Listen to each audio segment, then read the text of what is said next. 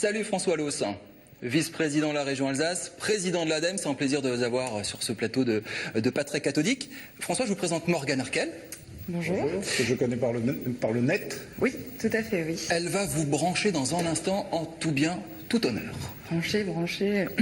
Alors François Loos, il faut le dire, votre truc à vous, c'est la voiture électrique. Ça tombe bien, le mondial de l'auto débute demain à Paris. Il y a quelques jours, lundi, c'était l'arrivée de l'Odyssée électrique, pilotée par la région Alsace. C'est deux gus qui ont fait le tour du monde avec une voiture électrique. A priori, ça marche, ils ont réussi à revenir.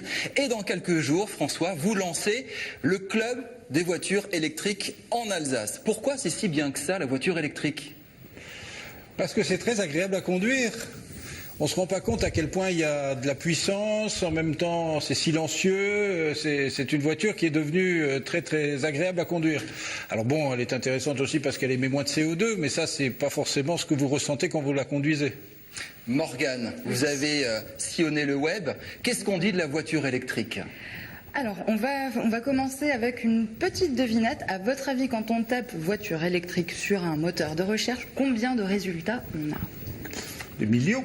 Oui, tout à fait. 8 230 000 résultats quand même. Donc ça reste un sujet intéressant qui fait l'actualité.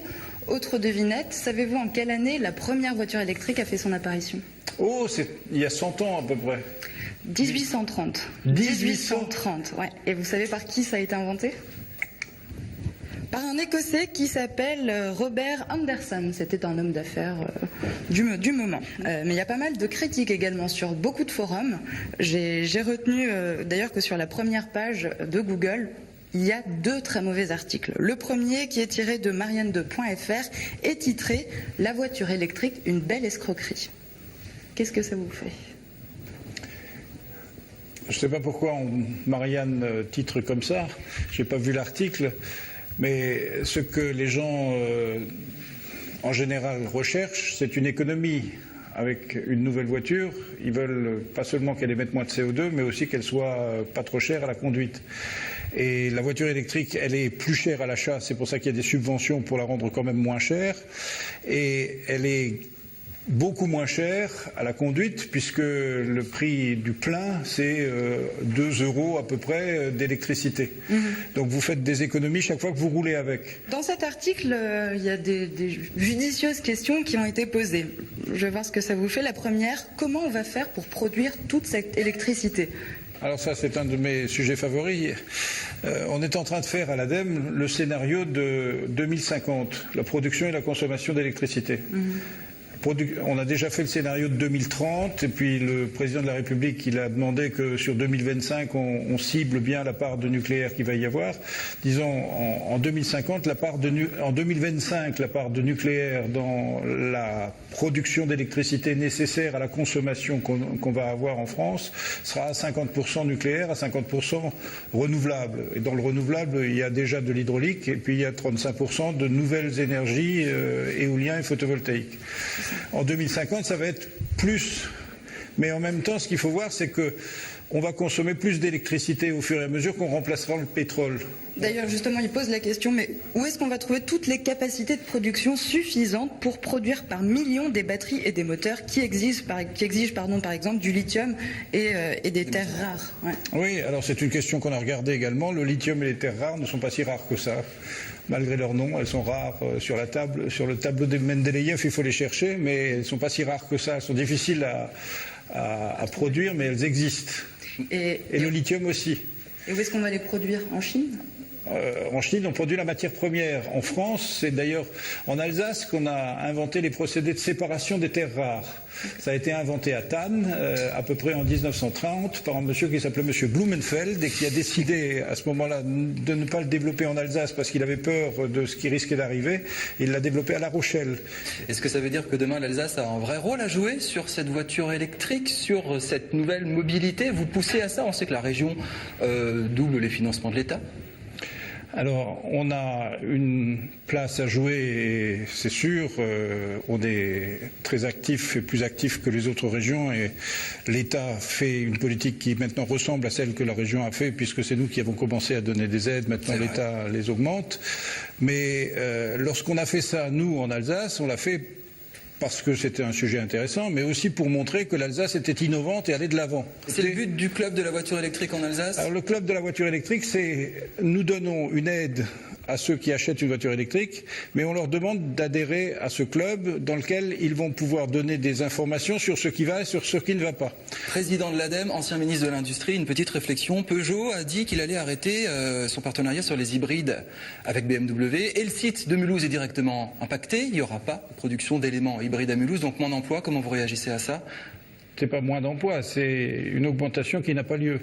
C'est-à-dire que Peugeot s'est rendu compte qu'ils avaient des difficultés plus importantes que ce qu'ils pensaient et ont changé leur partenariat stratégique. Mais Peugeot a des innovations dans le pipe et sans doute Peugeot n'a pas envie de les partager avec un autre. Alors François Loos, vous dirigez l'ADEME, l'Agence de développement et maîtrise de l'énergie, l'une des plus puissantes agences gouvernementales en France, gouvernement de gauche, on l'aura tous remarqué, et vous êtes radical jusqu'au bout des droits, vice-président d'une région de droite. C'est un numéro d'équilibriste à Paris? Moi, j'ai toujours considéré que la politique, ça consistait à faire des choses. Et faire des choses, on le fait forcément dans un cadre. Le cadre, c'est la politique. Les choix, c'est la politique. C'est-à-dire, je choisis ça ou ça. Mais une fois qu'on a choisi quelque chose, il faut le mettre en œuvre, il faut le réaliser. On peut le faire bien, on peut le faire mal. Moi, je suis dans la réalisation et je suis chargé à l'ADEME de mettre en œuvre et d'ailleurs de proposer également des solutions, des actions, des politiques. C'est ce que je fais et je ne suis pas du tout en contradiction avec mes convictions. Quand vous entendez, on va fermer Fessenheim, quand vous entendez l'action sur la baisse du prix de l'essence, est-ce que vous avez envie de dire oui, je suis d'accord, ou justement vos autres convictions se mettent en avant? Pour Fessenheim, ce que je pensais jusqu'à présent et ce que le Conseil régional d'Alsace a d'ailleurs voté, c'est qu'il fallait se soumettre à l'autorité de sûreté nucléaire. Le président de la République a pris des engagements, c'est des engagements politiques qui ne résultent pas d'une décision de l'ASN. On va voir comment ça va être mis en œuvre. On peut se passer des centrales nucléaires et baisser à 50% comme c'est prévu dans les prochaines années? On peut le faire, bien sûr. Oui, c'est ce qui ressort de nos scénarios. François Loos, vous avez été cité il n'y a pas très longtemps pour les municipales à Strasbourg, bientôt une élection. Est-ce que c'est quelque chose qui vous intéresserait, une fois que vous reviendrez ici dans la région, de vous réattaquer, de reprendre un combat politique? Moi, je ne pense pas combat politique, moi je pense projet.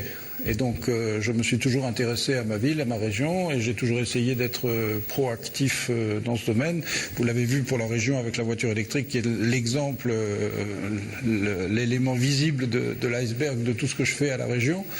Donc, effectivement, je suis un actif et dévoué à ma région et à ma ville. Est-ce que ça veut dire qu'en 2014, vous ferez campagne pour les municipales avec une voiture électrique? D'accord, c'est très bien. Morgane, l'actu a beaucoup fait réagir votre communauté, notre communauté sur Alsace 20. Quelles sont les actualités qui les ont fait tweeter, buzzer? Eh bien, cette semaine, j'ai retenu deux grandes actualités. On en a déjà parlé. C'est l'inauguration de la grande mosquée de Strasbourg. Exactement. Ça a fait tweeter, ça a fait buzzer. Et moi, j'en ai sélectionné deux. Le premier, c'est Siamak qui dit « Le mot à bannir ce matin, cette inauguration de la grande mosquée de Strasbourg, c'est l'interprétation. Parlons plutôt de la ville qui accueille tous ses habitants dans leur diversité. » Dernier titre qui fait réagir, surprenant. Oui, exactement. C'était ce petit concours audiovisuel hier soir à la télévision, des paroles et des actes VS Masterchef. Ça a fait tweeter, ça a fait gazouiller. Oui. Vous avez regardé quoi hier soir? Moi, j'ai regardé le Premier ministre. Ah, bon élève. KM. Bon élève. Donc vous avez fait partie de ces 3 millions de téléspectateurs quand même qui étaient donc derrière Jean-Marc Ayrault. Il y en avait plus pour Masterchef? Ah oui, enfin l'émission a été larguée par Masterchef et d'ailleurs Olivier nous dit même la semaine noire de la gauche continue. Affaire à suivre. Dans Masterchef, il y a une Alsacienne. Oui, Christelle qu'on adore, elle nous fait juste hurler de rire et puis elle est surtout tout à fait sympathique. Et d'ailleurs, une Parisienne a tweeté sur elle et elle dit « Christelle de Masterchef, c'est la reine des saucisses. Pour ceux qui ont regardé, vous saurez de quoi il s'agit. » Vous verrez la reine des saucisses. Mais on avait déjà une Masterchef l'année dernière. Oui, on avait Écoutez, l'Alsace est quand même formidable. On avait Masterchef, on avait la Miss France. Oui, Delphine Vespizer. On a un prix Nobel. Oui. Enfin, écoutez, ça me fait des jaloux, ça. Merci beaucoup, François Loos, président de l'ADEME, d'être venu sur le plateau de Patrick Cathodique. Merci beaucoup, Morgane. On se retrouve la semaine prochaine.